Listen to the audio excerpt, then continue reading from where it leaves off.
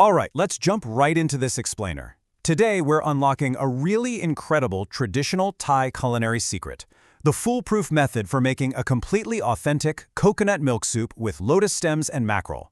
If you're the kind of person who loves discovering the mechanics, the aromas, the subtle science, and the history behind classic dishes, you are exactly in the right place. We've got 5 main steps to cover today.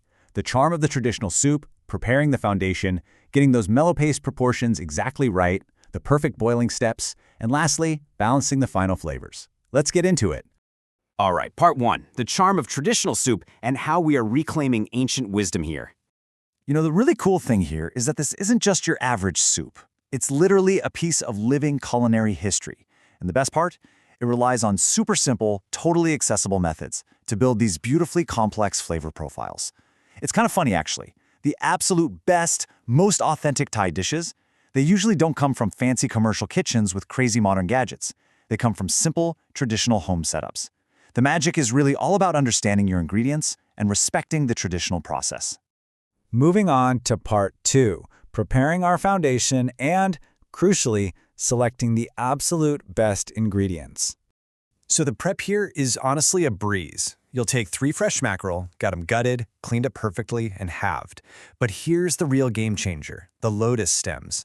Do yourself a massive favor and buy them pre-peeled. Seriously, it's not cheating at all. It's just a really smart prep secret that will save you so much tedious kitchen time.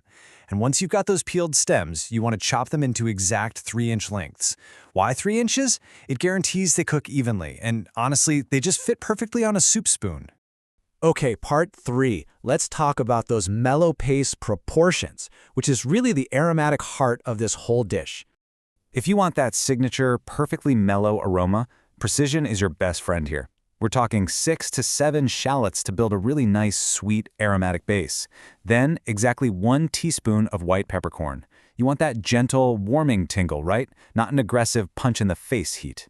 And to anchor the whole thing, just half a tablespoon of shrimp paste for that gorgeous, deep umami flavor. Now listen up, because this is a massive secret. When you combine these ingredients, pound them roughly. Deliberately avoid making a perfectly fine paste. Seriously, resist the urge. By keeping it a bit coarse, the essential oils will release into the coconut milk nice and slow as it cooks. That's what gives you that rustic, traditional flavor instead of just muddying up the entire broth. Which brings us to part 4, the perfect boiling steps. This is where the science of the simmer really comes in.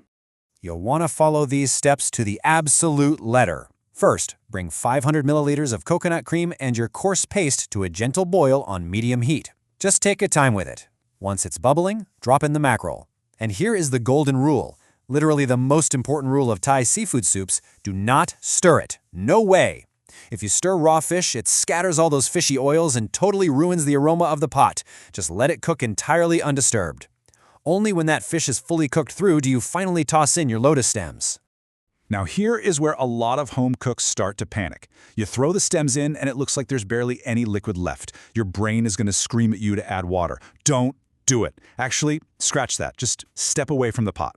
As those lotus stems cook, they magically release their own stored water. It naturally thins out the coconut cream and creates the absolute perfect soup consistency, all without watering down that amazing flavor.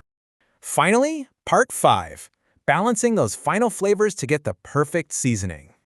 Traditional Thai cooking is basically a masterclass in harmony. You're carefully tuning a 3-part chord here. The fruity, complex tartness from the tamarind juice, the smooth, sweet notes from coconut sugar, and that salty umami kick from the fish sauce. They have to lock together perfectly.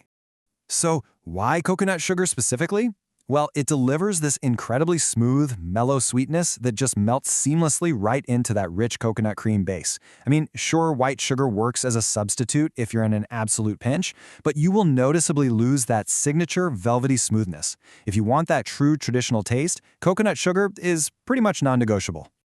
All right, let's wrap this masterpiece up. Go ahead and add your tamarind juice for that vibrant sourness. And hey, since the fish is cooked now, you officially have permission to stir.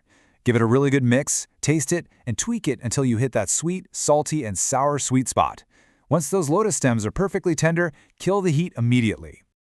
So, we've unpacked the whole process, right? From grabbing those pre-peeled stems to save a ton of time, to the coarse paste trick for that gradual flavor release, and that crucial no-stir simmer for the mackerel. You literally have the blueprint for this ancient culinary wisdom right in your hands now. The only question left to ask is, are you ready to unleash this traditional secret in your own kitchen?